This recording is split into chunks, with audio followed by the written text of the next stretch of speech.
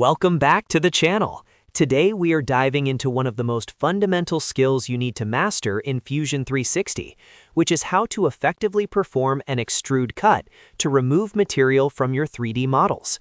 Whether you are creating holes for fasteners, intricate cutouts for design aesthetic, or just refining your parts, the Extrude Cut feature is your go-to tool.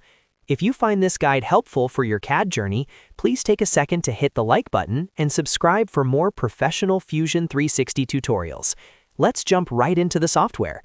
To begin an extrude cut, you first need a target. You can either select an existing sketch or create a new one directly on the face of your solid body. For this example, imagine we have a rectangular block.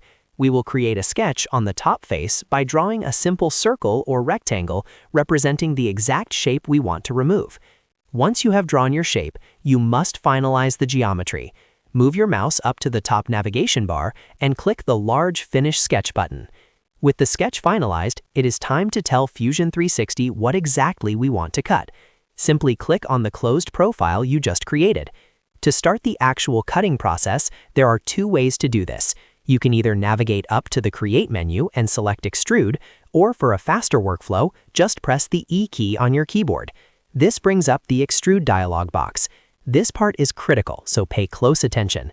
By default, Fusion usually tries to join material, so make sure you go into the Operation drop-down menu and explicitly select Cut.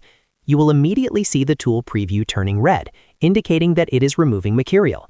Now set your depth. You can interactively drag the blue arrow downward into the body until you are happy with the visual. Or for higher precision, type your exact distance like 10 millimeters into the input field.